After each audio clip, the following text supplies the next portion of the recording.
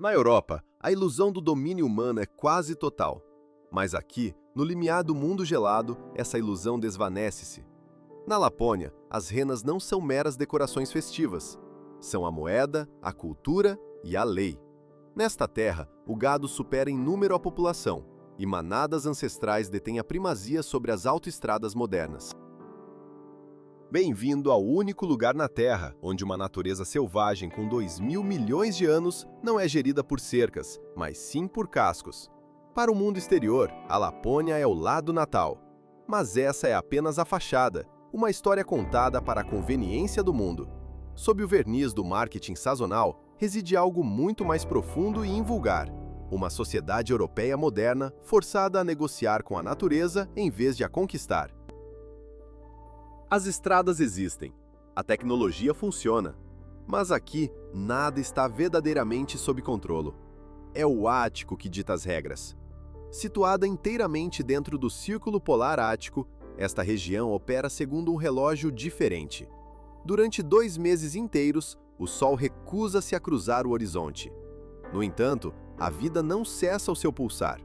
As escolas permanecem abertas, os trajetos diários continuam.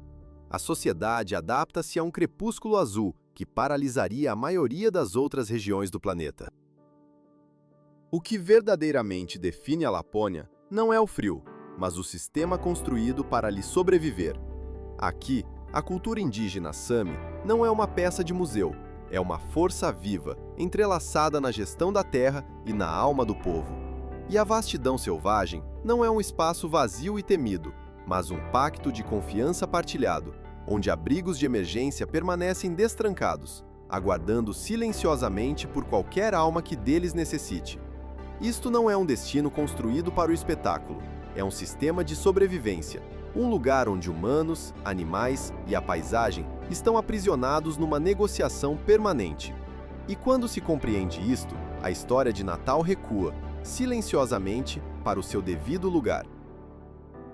Em Rovaniemi, uma cidade renascida das cinzas, esta verdade é palpável. Rovaniemi não parece uma cidade que cresceu organicamente.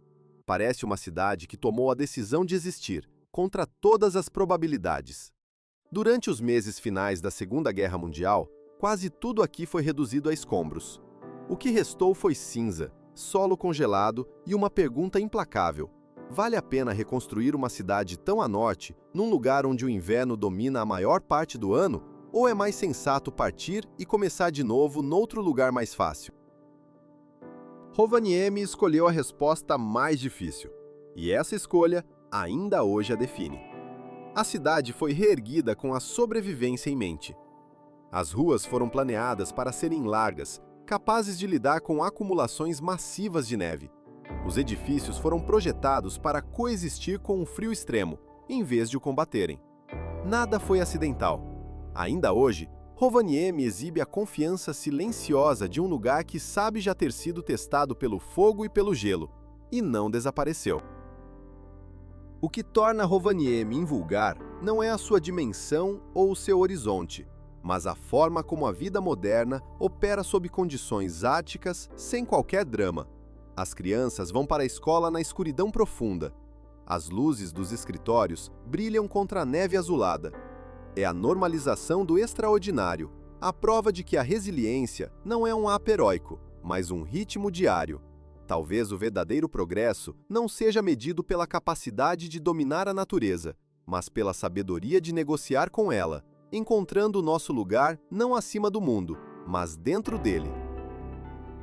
A pulsação da tecnologia ecoa ao lado de florestas boreais, que começam a meros minutos do centro da cidade. Isto não é a natureza selvagem no limite da civilização. É a civilização incrustada dentro da natureza selvagem, um enclave de ordem no meio de uma imensidão indomada. E aqui, neste equilíbrio precário, reside uma tensão subtil, uma negociação constante entre o construído e o crescido. Rovaniemi é, simultaneamente, um portal e um escudo. Apresenta aos forasteiros a vastidão da Lapônia, ao mesmo tempo que protege o norte mais profundo de ser subjugado, de perder a sua alma para a curiosidade do mundo. O turismo mantém a cidade viva, injeta-lhe a energia necessária para prosperar contra as probabilidades climáticas. Contudo, a vida cotidiana permanece firmemente ancorada na realidade, imune ao espetáculo. Os habitantes locais não representam a vida ática para uma audiência. Eles simplesmente a vivem, com uma pragmática e silenciosa resiliência. Esta autenticidade sente-se de forma mais clara nos pequenos momentos, nos detalhes que escapam ao olhar apressado. Uma paragem de autocarro rodeada por bancos de neve mais altos que o próprio abrigo, transformando uma estrutura mundana numa caverna de gelo. Postes de iluminação pública a projetar um brilho alaranjado através de uma cortina de neve que cai. Uma coreografia que parece interminável, mas que é inteiramente esperada. Ninguém para tirar fotografias. Isto é a normalidade. É a textura da existência. O Círculo Polar Ártico está assinalado por uma simples linha pintada no chão, uma demarcação de uma humildade desconcertante. Mas o seu significado transcende em muito a sua representação física. Em Rovaniemi, a vida existe inteiramente do outro lado dessa fronteira invisível. Este é o domínio onde o Sol já não tem a garantia de nascer todos os dias, onde a luz se torna um recurso sazonal, precioso e fugaz, e onde o próprio tempo, silenciosamente, altera o seu ritmo. Para os visitantes, cruzar a linha é muitas vezes um gesto lúdico, um ritual para as câmaras. As pessoas atravessam-na, posam para a fotografia e seguem em frente, com a sensação de terem cumprido um objetivo geográfico. Para aqueles que aqui vivem, essa mesma linha explica tudo. Explica por que os invernos se prolongam por mais de metade do ano. Explica por que as cidades são construídas com uma arquitetura específica, desenhada para suportar o peso da neve e conservar o calor. Explica por que a escuridão não é temida, mas sim planeada, integrada no tecido da vida comunitária e pessoal. O Círculo Polar Ártico não se anuncia com drama. A sua influência é insidiosa, gradual. Sente-se a sua presença não no momento em que se cruza a linha, mas na forma como o corpo reage aos dias que se seguem, na adaptação do relógio biológico a um novo pacto com o cosmos. Quando nos apercebemos de que algo mudou fundamentalmente, já estamos a viver sob as suas regras. Aqui, a linha não é um destino, é uma condição de vida. À primeira vista, a aldeia do Pai Natal parece enganadoramente simples. Um aglomerado de edifícios de madeira, luzes suaves e neve que parece ter sido sempre acabada de colocar. Mas nada aqui é acidental. Este lugar foi concebido com a mesma precisão de uma fábrica, exceto que o seu produto não são objetos. O que aqui se produz é a crença. A aldeia opera todos os dias do ano, muito depois de dezembro ter passado e de a maior parte do mundo ter arrumado o Natal. As cartas continuam a chegar, um fluxo incessante vindo de crianças e adultos, escritas em dezenas de línguas, cada uma um pequeno testemunho da necessidade humana de maravilhamento. As fotografias são encenadas, os sorrisos são praticados, as memórias são cuidadosamente emolduradas. O que está a ser vendido não é uma visita, é um sentimento. É a ideia de que a magia ainda pode existir num mundo que já não lhe deixa muito espaço. Esta é a economia do sonho em pleno funcionamento. A Lapônia aprendeu cedo que a neve, por si só, não paga salários. As histórias, sim. Aqui o mito foi convertido em infraestrutura. Os empregos são criados a partir da imaginação. A logística é construída em torno da fantasia.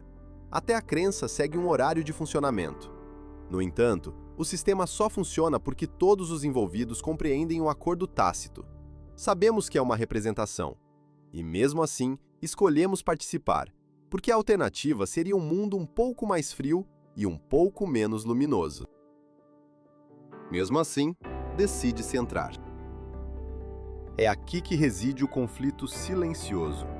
A aldeia do Pai Natal, aninhada no limiar do Círculo Polar Ártico, é vendida como um reino encantado para crianças, uma promessa de magia solidificada em neve e luzes cintilantes. Mas a sua sobrevivência, a sua própria existência, não depende delas. Depende inteiramente dos adultos. São os adultos que viajam milhares de quilômetros, cruzando continentes e oceanos, não por obrigação, mas por um impulso profundo e complexo. São eles que compram as fotografias, que selam as cartas com um carimbo postal do Polo Norte, que sustentam a arquitetura da ilusão com o seu tempo, o seu dinheiro e, mais importante, a sua vontade. As crianças acreditam porque é essa a sua natureza, um estado de graça que o mundo ainda não corroeu. Os adultos acreditam porque é essa a sua escolha, uma escolha consciente de suspender a descrença, de investir numa narrativa mais calorosa do que a realidade que os rodeia. A aldeia revela algo desconfortável e, ao mesmo tempo, profundamente honesto sobre a condição humana. Num ambiente implacável, onde a sobrevivência sempre se sobrepôs à fantasia, a imaginação transforma-se num recurso natural, tão vital quanto a madeira ou a caça.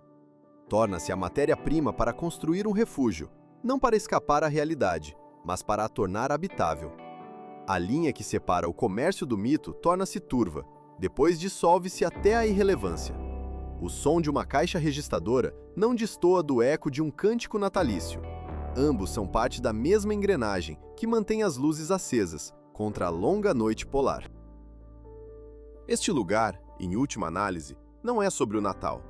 É sobre a extraordinária capacidade humana de usar histórias para erguer economias, para proteger comunidades e para imbuir de significado lugares que, de outra forma, poderiam ser descartados como demasiado frios, demasiado escuros ou demasiado distantes. O rio Kemijoki, congelado. No verão, o Kemijoki move-se incessantemente. As suas águas correm escuras e vastas, transportando barcos, reflexos e o som do mundo. Ele divide o espaço, impõe limites, atravessa-se apenas onde as pontes o permitem. O rio dita os caminhos. No inverno, essa relação inverte-se por completo. A superfície contrai-se, depois sela-se. A neve assenta sobre ela, achatando a paisagem numa única extensão pálida e silenciosa. O rio já não flui, ele espera, e as pessoas começam a usá-lo. Motos de neve traçam linhas retas sobre o gelo, rotas mais rápidas e diretas do que qualquer estrada vizinha. Os seus rastos sobrepõem-se, desaparecem sob nova neve, oelham-se e perfuram buracos no gelo espesso. O vapor sobe brevemente das suas bocas, depois desvanece-se no ar gélido. Sentam-se em silêncio, observando as linhas desaparecerem na escuridão sob seus pés. Nenhuma placa indica o caminho, nenhuma barreira bloqueia a passagem. Todos aqui já sabem onde o gelo é forte e onde ele trai. Esse conhecimento não vem de instruções, mas da experiência. É uma herança silenciosa, passada de geração em geração, aprendida na infância através da observação atenta. Os visitantes aprendem OB. O que mais sobressai é a normalidade de tudo isto. Ninguém trata o rio congelado como um espetáculo. É parte do trajeto para o trabalho, parte das tarefas cotidianas, parte da rotina. O mesmo rio que transporta água em julho transporta pessoas em janeiro. Torna-se um espaço partilhado, uma praça pública temporária. Pegadas cruzam os rastros das motos de neve. Postos de pesca no gelo aparecem e desaparecem. A superfície está em constante mutação, um palimpsesto de gelo e neve, mas ninguém parece surpreendido. Quando a primavera chega, as fendas espalham-se como sussurros. O gelo afina, e os caminhos regressam lentamente à terra. A terra recupera suas fronteiras, e a água a sua memória. O rio que se tornou caminho volta a ser rio, aguardando pacientemente o regresso do silêncio branco. O rio move-se de novo, e a estrada desaparece sem cerimônia. Nenhuma marca dramática assinala a mudança. A vida simplesmente se ajusta, da forma que sempre o fez aqui, nestas paragens do extremo norte. Nas quintas de renas da Lapônia, a água flui, indiferente às construções humanas. A primeira coisa que se destaca é a ausência de artifício. Não há vedações construídas para o espetáculo, nem apresentações gentis para os visitantes. O trabalho começa cedo, frequentemente sob uma luz baixa e difusa, que mal distingue o céu da neve, e move-se com um propósito inabalável. As renas derivam pela terra aberta em grupos dispersos, uma corrente viva contra a paisagem branca. Não esperam por comandos, não respondem a gestos de afeto. São vigiadas atentamente, contadas, lidas através do movimento e da postura, em vez do som. Aqui, as renas não são mascotes nem símbolos de postais festivos. São recursos. A sua carne alimenta, enche arcas congeladoras que garantem a sobrevivência durante os meses escuros. As suas peles são esticadas e curadas, transformadas em proteção contra um frio que quebra o aço. As hastes são recolhidas, utilizadas, vendidas ou armazenadas. Cada parte tem um valor tangível, nada é abstrato.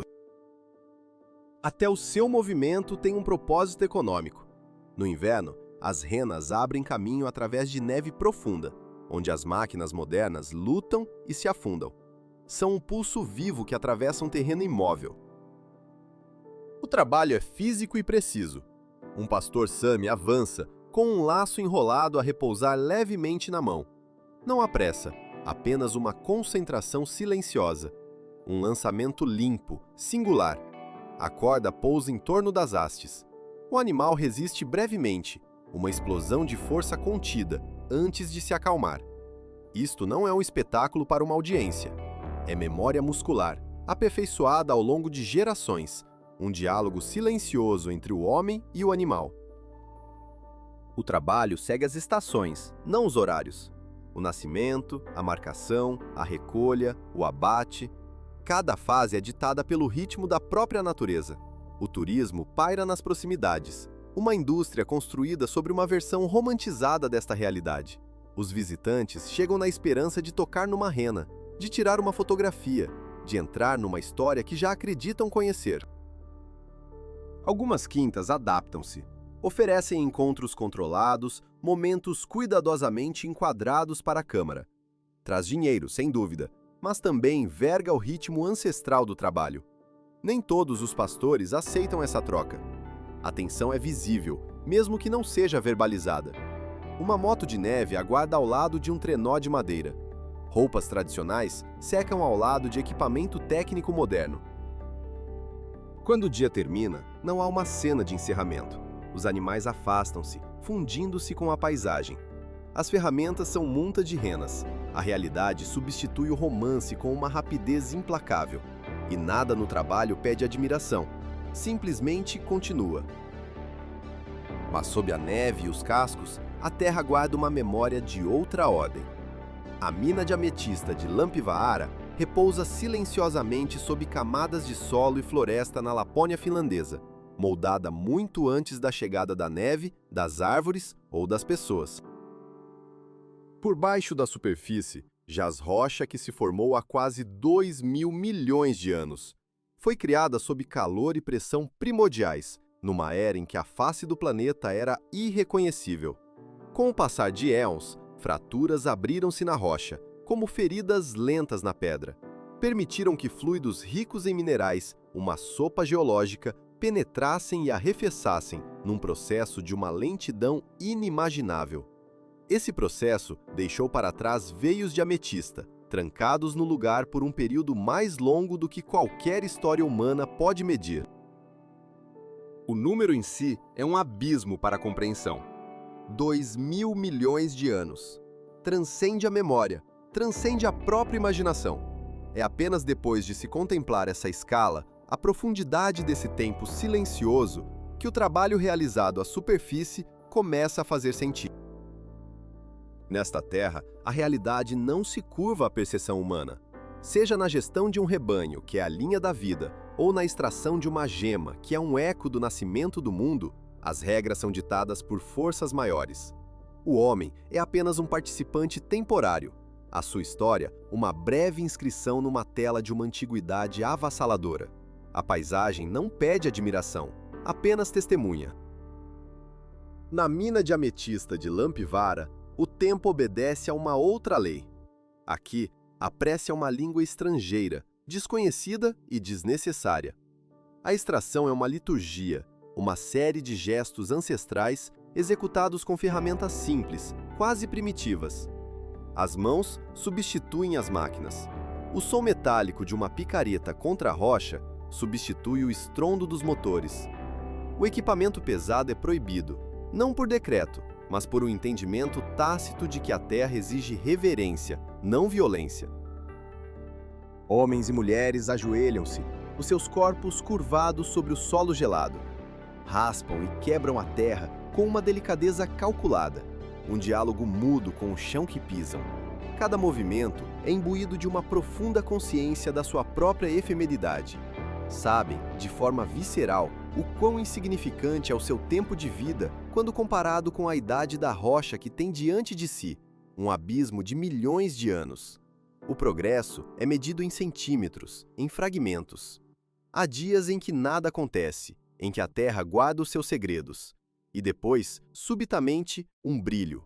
Um pequeno cristal púrpura, uma promessa violeta, capta a luz do sol pela primeira vez em incontáveis eras, intocado até aquele preciso instante.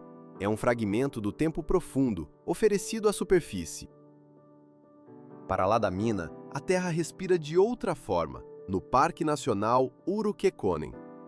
Ao deixar a estrada, a floresta adensa-se quase de imediato, um portal para um outro mundo.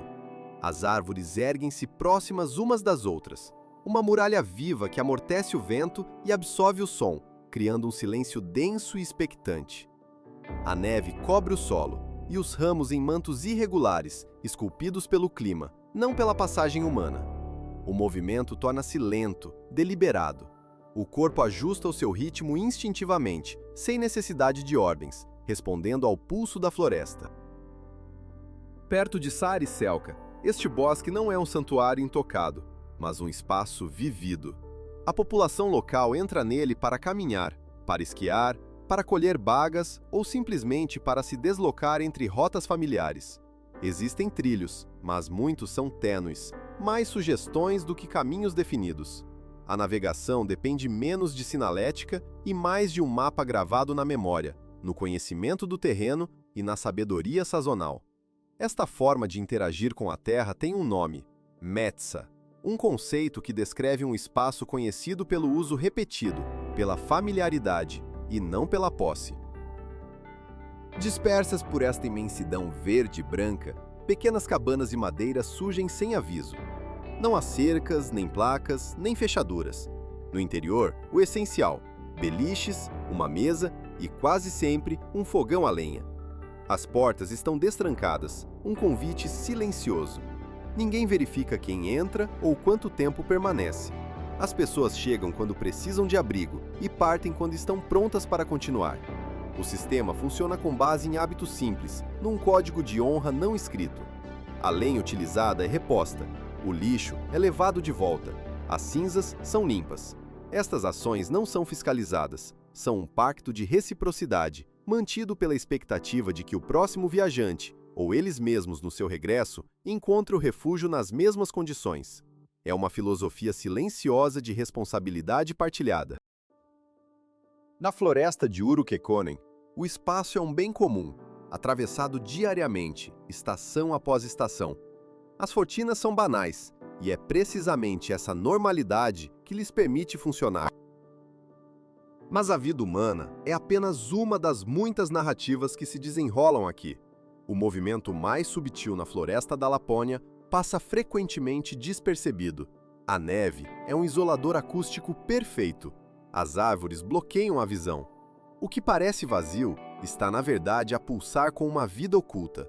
Pequenos mamíferos movem-se sob a superfície branca, deixando um rasto invisível. E acima deles, algo observa, imóvel. O primeiro sinal raramente é visual. É uma pausa no fluxo da natureza. Uma quietude que se sente deliberada, carregada de intenção. Então, contra o padrão dos troncos, uma forma materializa-se. Grande, mas quase sem peso. O grande corujão cinzento e a coruja das neves, espectros do norte. Asas imensas abrem-se sem um único sussurro, um feito de engenharia aerodinâmica natural. A coruja desliza abaixo, um voo fantasmagórico sobre a neve, os seus olhos fixos no chão com um foco absoluto. Ela não se apressa, ela escuta o mundo invisível sob os seus pés. Da paciência da terra, a confiança entre os homens e a precisão silenciosa do predador, esta paisagem ensina uma lição fundamental. O verdadeiro valor não reside no que se extrai, na velocidade com que se atravessa ou no que se possui.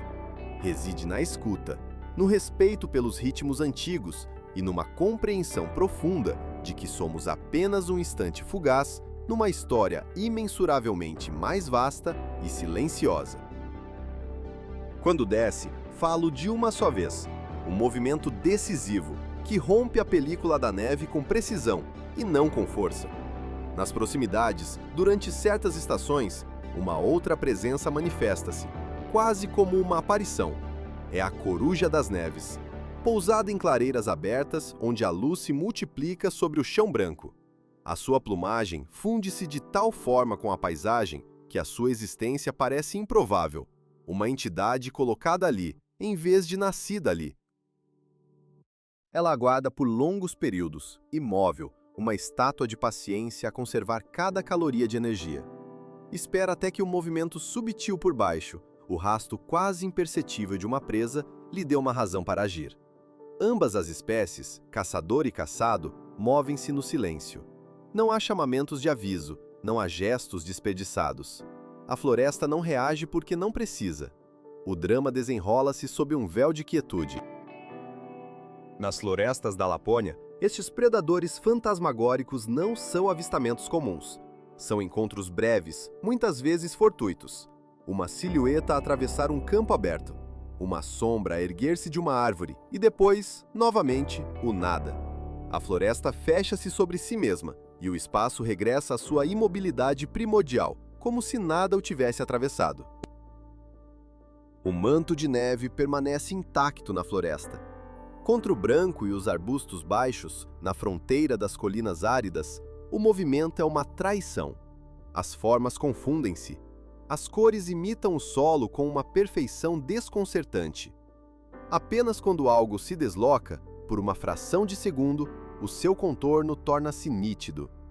Uma dessas formas é o lagópode.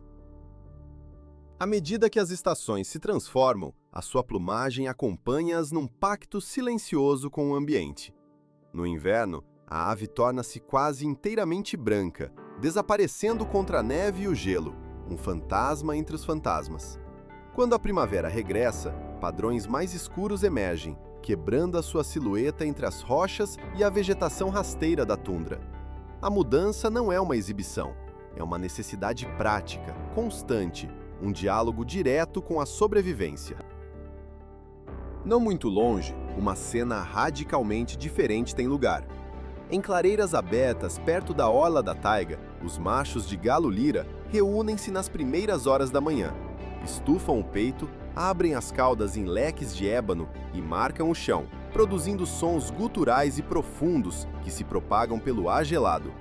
Os movimentos são ritualizados, repetitivos, deliberados. É um teatro de afirmação. Estas duas aves partilham a mesma paisagem, mas habitam-na de formas opostas.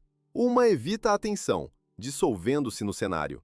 A outra exige-a, transformando-se no centro de um espetáculo. O contraste é breve, mas impressionante, adicionando um ritmo visual agudo a uma terra que, à superfície, parece eternamente imóvel. Este é o domínio do Lago Inari. Cobre uma vasta área do norte da Lapônia finlandesa, uma paisagem esculpida pelo recuo dos glaciares e deixada para trás, fragmentada em milhares de ilhas. A sua imensidão impede a formação de grandes povoações. Aqui, as comunidades formam-se em pequenos aglomerados ao longo da costa, separadas por floresta e água. Cada grupo de casas existe de forma quase independente, ligado pela necessidade e não pela proximidade. Quando o lago congela, a própria natureza do movimento altera-se. O gelo substitui a água como a superfície primária. Motas de neve viajam diretamente através de áreas que são intransitáveis nos meses mais piedosas. A ligação é efêmera, um mapa temporário desenhado pelo frio. Neste mundo, cada forma de vida, seja a coruja silenciosa, o lagópode camuflado ou o ser humano isolado, responde às mesmas leis não escritas. Leis de adaptação, de energia e de tempo. É um lugar onde o silêncio não significa ausência, mas sim uma presença avassaladora, e onde a sobrevivência não é uma batalha ruidosa, mas uma longa e paciente negociação com a própria terra. Aqui, o gelo não é apenas uma superfície, é um caminho, uma promessa e uma ameaça. A espessura do manto que cobre o Lago Inari é medida com uma regularidade ritualística, um diálogo silencioso entre o homem e o inverno ártico. É esta camada de água sólida que determina o calendário, que reescreve os mapas da região durante meses a fio. A decisão de atravessar não se baseia no hábito, mas na experiência acumulada, um conhecimento profundo gravado na memória coletiva. A pesca, sustento ancestral, não cessa com o frio.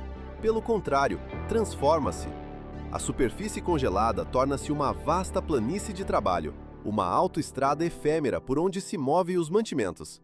As cargas são medidas, o peso distribuído com precisão cirúrgica.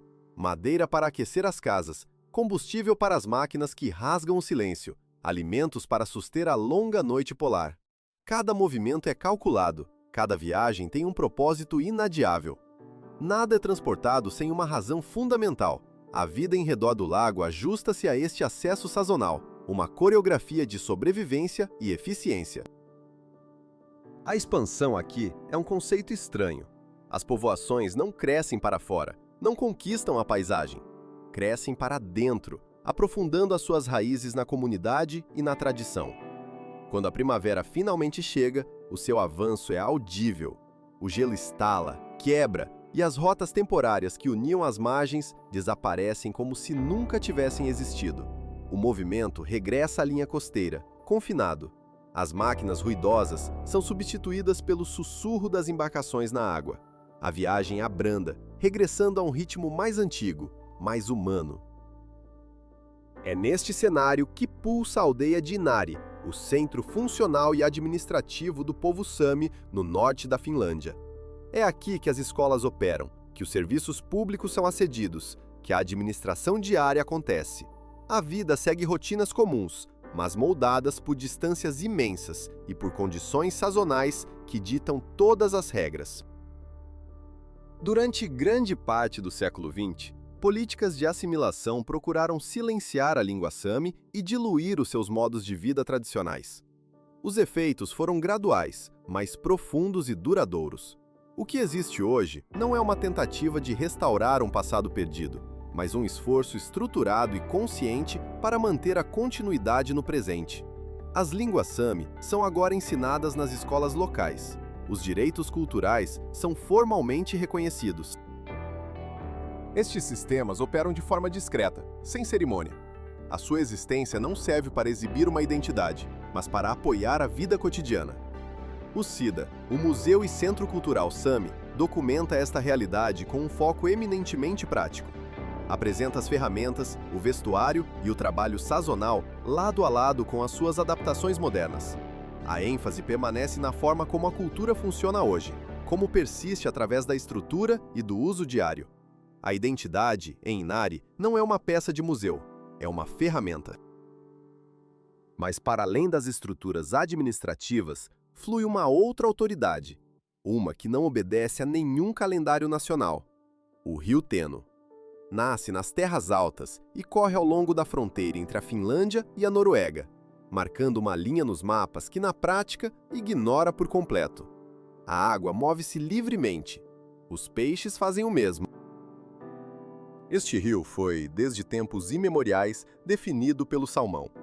Todos os anos, o salmão do Atlântico regressa do mar, numa viagem épica contra a corrente para desovar onde nasceu. A sua chegada moldou os assentamentos, o trabalho e a vida sazonal em ambas as margens.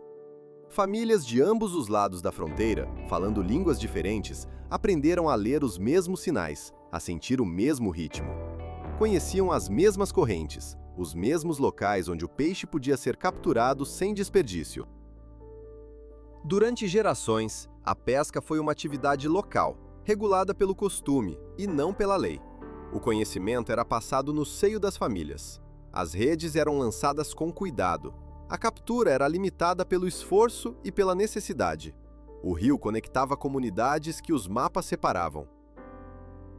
Esse sistema, aperfeiçoado ao longo de séculos, já não opera sozinho. O número de salmões diminuiu drasticamente.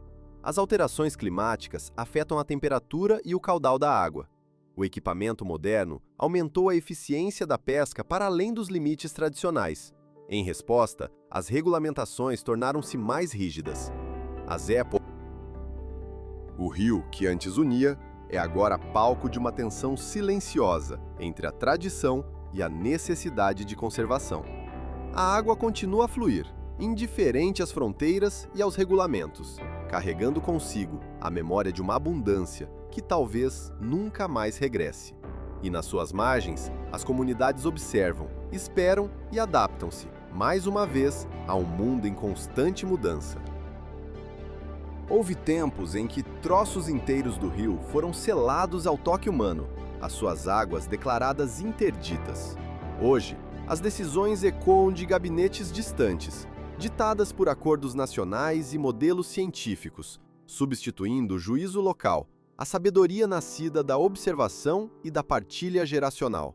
É neste abismo, entre a memória viva e a regulação impessoal, que o conflito lança suas raízes mais profundas.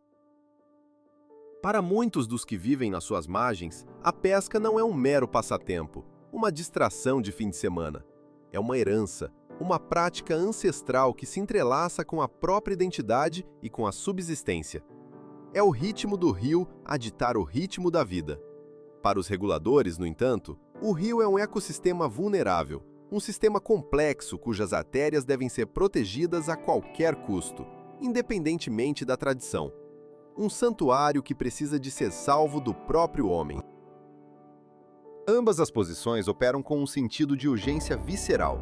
Nenhuma delas é abstrata. Uma é a urgência do estômago e da alma.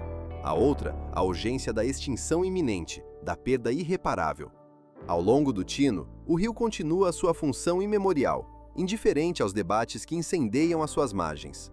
Quando as condições o permitem, os salmões ainda sobem a corrente, numa explosão de vida prateada contra a água escura. As pessoas ainda se reúnem nas suas margens, os seus olhares perscrutando a superfície, à espera. O que mudou de forma irrevogável foi a autoridade.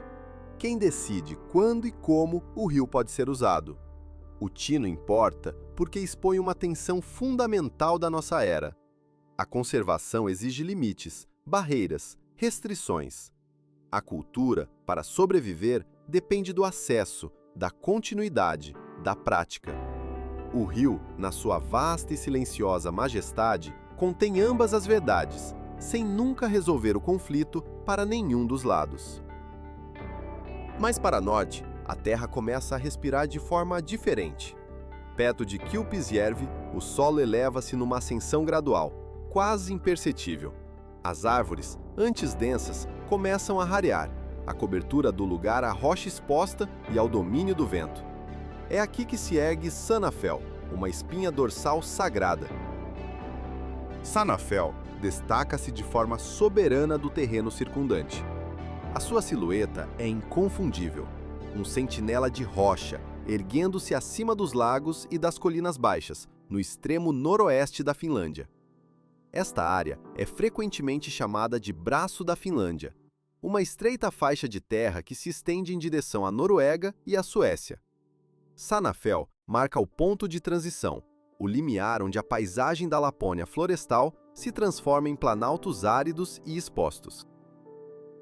Para o povo Sami, esta montanha foi, durante séculos, tratada com uma reverência cautelosa.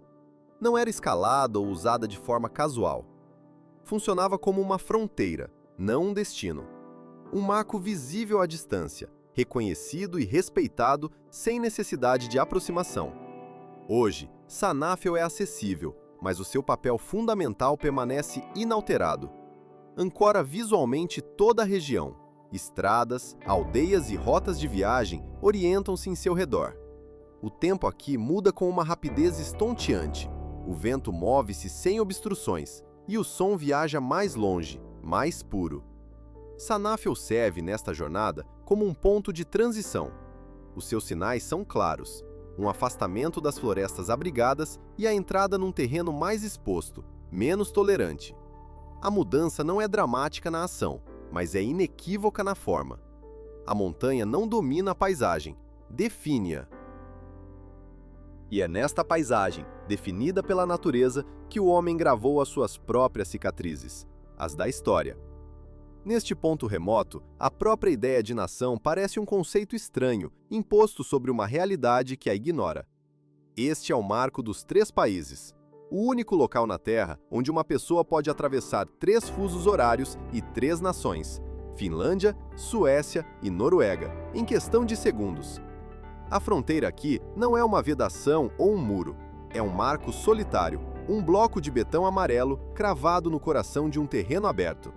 Não há guardas, não há barreiras, não há sinais de controlo. A terra continua ininterrupta à sua volta. O vento, a água, a vida selvagem movem-se livremente, alheios às linhas invisíveis traçadas nos mapas. Este pequeno monumento de betão, tão artificial no seu ambiente, expõe a tensão entre a geografia política e a geografia real. É um testemunho silencioso da tentativa humana de ordenar e dividir um mundo que, na sua essência, anseia por ser uno. A Terra permanece, indiferente aos mapas que a dividem, às bandeiras que nela se hasteiam. Um lembrete silencioso de que as fronteiras mais difíceis de cruzar são, por vezes, aquelas que erguemos dentro de nós. Uma fronteira existe apenas porque se concordou que deveria existir. É uma linha invisível, traçada sobre a Terra por mentes humanas, um pacto silencioso que separa um mundo de outro. Aqui, no extremo norte da Europa, essa linha é marcada por uma serenidade quase enganadora. A calma, no entanto, não conta a história completa desta região. A sua paz é frágil, recente. O lago aberto dá lugar a um solo endurecido, a uma terra esculpida com uma precisão que não pertence à natureza. Este lugar é conhecido como Jeremá. A terra aqui é de uma beleza austera, mas as suas formas mais marcantes são cicatrizes. Conhecidas como as posições de Sturmbock, estas trincheiras não foram moldadas pela paciência dos elementos, mas sim rasgadas na rocha pela urgência da guerra. São os vestígios da Guerra da Lapônia. Em 1944, enquanto as forças alemãs se retiravam do norte da Finlândia, a sua partida não foi silenciosa. Foi uma retirada marcada pela destruição, uma tática de terra queimada que deixou uma ferida permanente. Milhares de soldados, em condições áticas implacáveis, cortaram o granito sólido, construindo o que se pretendia ser uma linha defensiva impenetrável. O aço e o betão foram cravados no solo ático, uma muralha moderna projetada para deter o avanço das forças aliadas que vinham do norte. Hoje, essas intenções já não importam. O tempo, indiferente às estratégias humanas, reclamou o que é seu. As trincheiras estão vazias. O betão, outrora símbolo de força, cedeu e rachou sob o peso de incontáveis invernos. O musgo, um conquistador lento e silencioso, cresceu espesso sobre a superfície, suavizando as arestas da violência. Os bunkers que um dia protegeram soldados de bombas e tiros servem agora de abrigo para raposas e glutões durante os meses mais escuros e frios. A guerra partiu, mas a terra lembra-se. Mais a oeste, em direção a Tromsø e aos fiordes, o mundo transforma-se novamente. A mudança é imediata, quase brutal. As árvores que durante quilômetros definiram o horizonte simplesmente desaparecem. A terra cede, lentamente, inexoravelmente. A paisagem que se estendia horizontalmente começa a cair sobre si mesma. A terra eleva-se subitamente e mergulha com a mesma rapidez, encontrando a água salgada sem transição, sem praias, sem hesitação. É aqui que o norte da Noruega se afirma. As montanhas não se aproximam do oceano, elas pressionam-no diretamente. Picos descem a pique até fiordes profundos, deixando pouco espaço para margens graduais. Aqui, a água não é uma fronteira, é uma extensão do próprio terreno, um corredor de vida e de passagem. Os fiordes são cicatrizes de uma força muito maior do que qualquer exército. Foram esculpidos por gigantes de gelo, glaciares que se moveram com uma lentidão monumental, deixando para trás vales profundos inundados pelo mar. A sua profundidade permite que os navios se aproximem da terra, mas as suas encostas íngremes limitam drasticamente onde as pessoas podem viver. as aldeias agarram-se a estreitas faixas de terra, espremidas entre a rocha intransigente e o mar profundo. As estradas seguem os contornos possíveis, serpenteando ao longo da costa. Tudo o resto é vertical. Tromsø desenvolveu-se dentro destas restrições. A cidade opera como um centro nevrálgico costeiro num ambiente que oferece poucas alternativas. As rotas marítimas são as artérias vitais. O tempo dita os horários e as montanhas restringem a expansão. O resultado é um lugar orientado para fora, em direção ao oceano, em vez de para o interior. Este contraste é fundamental. A pouca distância, a paisagem da Lapônia finlandesa espalha-se horizontalmente através de florestas e planícies. Aqui, o espaço comprime-se. O movimento é canalizado através de corredores de água e passagens montanhosas. O terreno dita a atenção. Os fiordes importam porque forçam a adaptação. Moldam o comércio, as viagens e o ritmo diário da existência. Terra e oceano não são sistemas separados nesta região. Operam em conjunto, num diálogo constante, sem amortecedores ou margens. O que emerge desta interação não é o espetáculo, mas a lucidez. A geografia deixa pouco espaço para o supérfluo. Tudo que aqui funciona, falo dentro de limites estritos, definidos pela rocha, pela água e pela profundidade. Uma lição de humildade, gravada na própria face do planeta. Num silêncio absoluto, o espetáculo começa. Primeiro, uma tênue faixa esverdeada rasga a escuridão do céu polar. Depois, ganha vida, movendo-se numa coreografia silenciosa. As cortinas de luz estendem-se, dobram-se sobre si mesmas e fragmentam-se. Quando a atividade solar atinge o seu auge, as suas bordas tingem-se de tons vermelhos ou violetas, um vislumbre raro da sua potência. Para a ciência moderna, a causa é clara. Partículas carregadas expelidas pelo Sol viajam pelo vazio do espaço até colidirem com o escudo magnético da Terra. Ao atingirem os átomos de oxigênio e azoto na alta atmosfera, a uma altitude de cerca de 96 km, libertam a sua energia sob a forma de luz. Uma reação física, previsível, mas incontrolável. Mas muito antes da física de partículas, os povos que habitavam estas terras geladas teciam as suas próprias verdades. Na tradição finlandesa, são as Revontulet, as fogueiras da raposa. A lenda descreve uma raposa ártica a correr pelos campos nevados, a sua cauda a varrer cristais de neve contra as rochas, lançando faíscas que incendeiam o firmamento. Para o povo Sami, contudo, as luzes carregavam um significado mais profundo e solene. Eram vistas com cautela, frequentemente associadas aos espíritos dos antepassados. A tradição ditava que, sob o seu brilho, se devia permanecer em silêncio e respeito.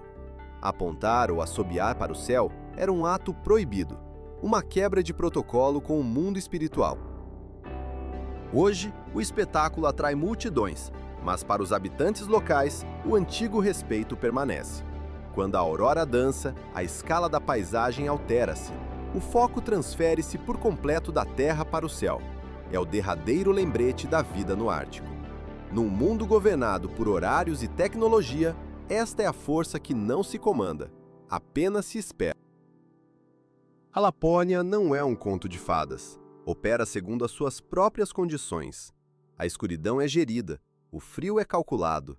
A vida aqui persiste através da adaptação, não da resistência. Para lá das imagens sazonais, o Ártico permanece imutável no seu propósito. Não representa, apenas continua, silencioso e firme, nos seus próprios termos.